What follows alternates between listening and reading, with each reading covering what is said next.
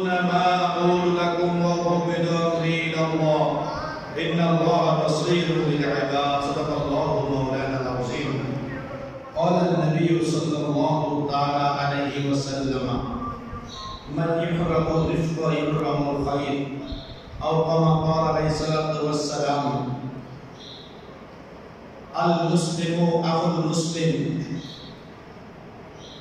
وصدق رسوله النبي الحبيب الكريم ونحن على ذلك من الشاهدين والشاكرين والحمد لله رب العالمين رب صل وسلم وبارك عليه উপস্থিত সম্মানিত হযরত উলামায়ে কেরাম মুসল্লিনে কেরাম মুরব্বিয়ান নিজাম কদরানে কদরশী মুসরাত মুসলমান মা বোনেরা আসসালামু আলাইকুম ওয়া রাহমাতুল্লাহি তাআলা ওয়া বারাকাতুহু ওয়া আলাইকুম আসসালাম মহান আল্লাহ রাব্বুল আলামিনের দরবার লাখ কোটি অনন্ত বেহেশত বেশুমার শুকরিয়া আদায় করছি যেই মহান রব্বুল আলামিন আমাদেরকে আপনাদেরকে আজকের পবিত্র জুমার নামাজে আসার জন্য জুমার নামাজ পড়ার জন্য পৃথিবীর শ্রেষ্ঠতম জায়গা আল্লাহর খানে কাওয়ার চট্টগ্রা এই মসজিদের মধ্যে আসার বসার তৌফিক দিয়েছেন সেই মহান মুনিবের দরবারে একটু বড় উচ্চ আওয়াজে বলে আলহামদুলিল্লাহ আলহামদুলিল্লাহ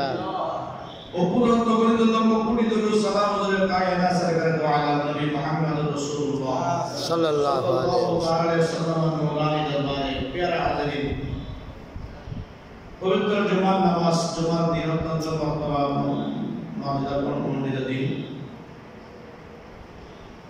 আজকের জুমার মধ্যে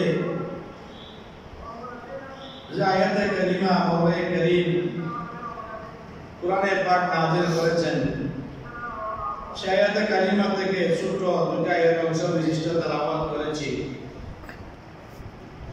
আল্লাহ রাব্বুল আলামিন আকামুল হাকিমিন বলছেন ফাসাতাযকুরুনা ওয়া আকুলু লাকুম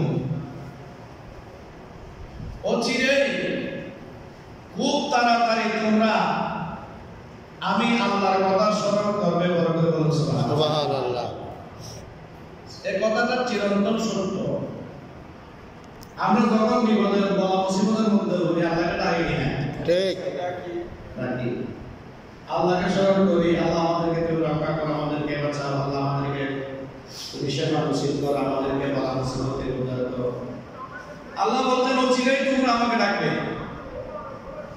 এবং ওয়াবিল আমরি ইলাল্লাহ এবং তোমরা বলবে সমস্ত বিষয়াদি আল্লাহ আমরা তোমার উপরে ছেড়ে দিলাম বড় করে বলুন সুবহানাল্লাহ মানুষ যখন কোথাও বিচার না পায় জজের কাছে না পায় অ্যাডভোকেটের কাছে না পায় সমাজের না পায় মামলার কাছে না পায় চেয়ারম্যানের কাছে না পায় তখন সে কি বলে আল্লাহর উপর সব ছেড়ে দিলাম আল্লাহ এর ব্যবস্থা করবে সুবহানাল্লাহ এই সূরা বকরাটা কোথায় আছে জানেন সূরা 3 যখন পড়বেন সেই 3 এর লাস্ট আয়াতের মধ্যে আল্লাহ কি বলছেন বিসমিল্লাহির রহমানির রহিম আলাইসাল্লাহু বিআহকামিল হাকিমিন আমি কি তোমাদের কাছে যে সমস্ত হাকিম আছে বিচারক আছে সবার সাইডে কি আমি বড় বিচারক নই বরকত বলে সুবহানাল্লাহ আল্লাহ প্রশ্নবোধক দিচ্ছেন প্রশ্ন করছেন এটা আমি কি বিচারক আর হাকিমের উপর হাকিম নই তোমরা তো দুনিয়ার সব কিছু দুনিয়ার মানুষের উপর ছেড়ে দাও কিন্তু খেয়াল রাখো দিন শেষে তোমরা সমস্ত বিষয় আমি আল্লাহর উপর ছেড়ে দিবা বরকত বলছি সুবহানাল্লাহ এরপর কি বলছেন ইন্নাল্লাহা বাসীরুন বিল ইবাদ নিশ্চয় নিশ্চয় আল্লাহ রাব্বুল আলামিন বান্দা কি করে না করে কোথায় যায় না যায় কি বলে না বলে অন্তরের জল্পনা কল্পনা যত কিছু রয়েছে আল্লাহ বলতেন আমি সব কিছু দেখি বরকত বলছি সুবহানাল্লাহ আল্লাহ সব দেখে না দেখেন তারপর আল্লাহ বলছেন আমি যদিও দেখি তারপরও জমিনের মধ্যে তোমাদেরকে সাক্ষী বানাই বরকত বলছি সুবহানাল্লাহ তোমরা মনে করছো আমি দেখি না যার অন্তরের মধ্যে এটা আছে যে হয়তো আল্লাহ দেখছেন আমি বলি তাহলে তার ঈমানটা অত্যন্ত দুর্বল সে যেই জাতি হোক না কেন যেই হোক যেই ধর্মেরই হোক আছে প্রত্যেকটা ধর্মের মানুষ সৃষ্টিকর্তাকে মানে কিনা? মানে যে যেটাই দিয়ে ডাকুক না কেন সৃষ্টিকর্তা খালেক হচ্ছেন কয়জন? একজন। দয়া করে বলুন সুবহানাল্লাহ। সে খালেক, সে মালিক, সে বিচারের দিনের স্বামী, সে বিচারের দিনের প্রভু। তিনি কবি বলেছেন বিচারের দিনে তুমি স্বামী বলেছেন, স্বামী মানে বিচারক। সে বিচারের দিনে যিনি মালিক, তিনি বলছেন আমি তোমাদের দিকে তাকিয়ে আছি, চেয়ে আছি তোমাদের দিকে। আসমান থেকে চেয়ে আছেন, মসজিদ থেকে চেয়ে আছেন, উপর থেকে চেয়ে আছেন, নিচের থেকে চেয়ে আছেন। বলেন না ইন্নাল্লাহ ওয়াসিউন আলিম, আমি সব জায়গায় বিরাজমান রয়েছি। সুবহানাল্লাহ। আমি সব জায়গায় বিরাজমান। গর্তের ভিতরে আমি বিরাজমান, পানির নিচে আমি বিরাজমান, উপরে আমি বিরাজমান, ডানেও বিরাজমান, বামেও বিরাজমান, সামনে পিছনে বিরাজমান। উচ্চ আওয়াজে বলুন সুবহানাল্লাহ। তুমি যেখানে যা করো আমি দেখতেছি, খবরদার সতর্কতা করো। উচ্চ আওয়াজে বলুন সুবহানাল্লাহ। এজন্য জীবন যখন গঠন করতে হবে তখন আল্লাহ এবং আল্লাহ রাসূলের উপরে আমাদের নির্ভর করে জীবন গঠন করতে হবে, না হলে কিন্তু কারো বাঁচার সুযোগ নাই। কেমনে বাঁচবো আমরা? আমরা যে পরিস্থিতির মধ্যে আছি, আমাদের যে অভ্যাস, আমাদের যে আচার আচরণ, আমাদের যে চরিত্র, এই চরিত্রকে আমরা কুদরতের সামনে দাঁড়ানো কি সম্ভব? না। হযরত সাইয়েদনা আলী কারামাল্লাহু ওয়াজহাহু, ওনার কাছে আমি আরেকবার বলছিলাম, ওনার কাছে একজন মানুষ আসলো,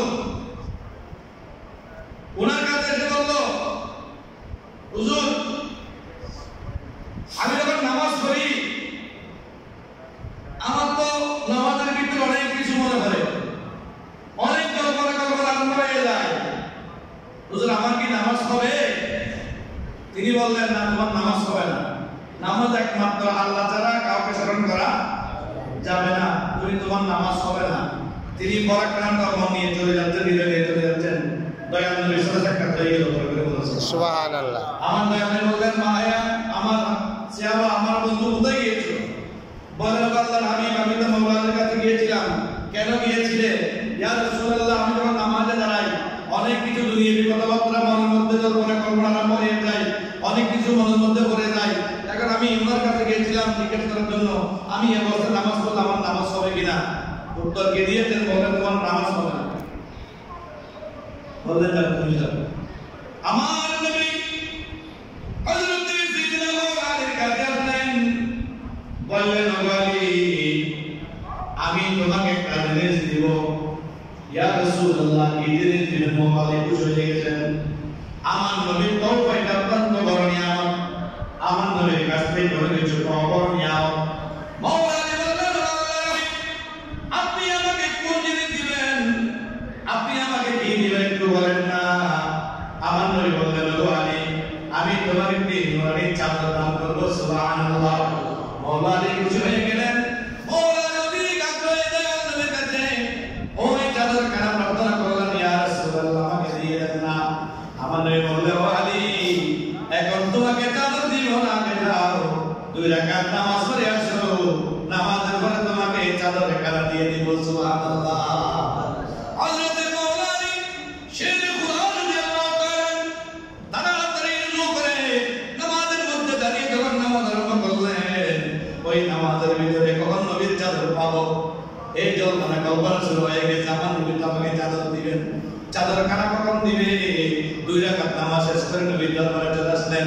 ইয়া রাসূলুল্লাহ, নামাজ শেষ করলাম, আপনি আমাকে চাদর কানা দিয়ে দেন। আমার নবী বললেন, ও আলী তুমি যখন নামাজ পড়তেছিলা তোমার অন্তরের মধ্যে কি মিথ্যা বলবা না সত্য কথা বলবা? তোমার অন্তরের মধ্যে কোনো জল্পনা কল্পনা হয়েছে কিনা? আল্লাহর হাবিব, আমি যখন নামাজের মধ্যে দাঁড়াইলাম আপনি তো সর্বশ্রেষ্ঠ রাসূল, আপনার পক্ষ থেকে নিয়ামত পাওয়ার জন্য যে আমি আগ্রহী ছিলাম, সেই নিয়ামত কখন পাবো নামাজের ভিতরে জল্পনা কল্পনা শুরু হয়ে গিয়েছিল। উচ্চ আওয়াজে বলুন সুবহানাল্লাহ।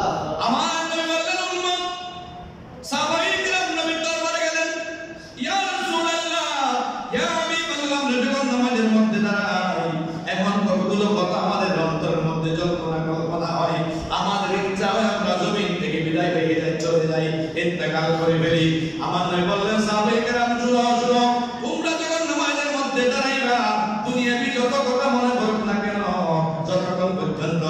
তোমরা জবান থেকে উচ্চারণ করবে না, জবান থেকে বলবে না, ততক্ষণ পর্যন্ত তোমাদের নামাজের কোনো ক্ষতি আল্লাহ রাব্বুল আলামিন করবেন না। সুবহানাল্লাহ।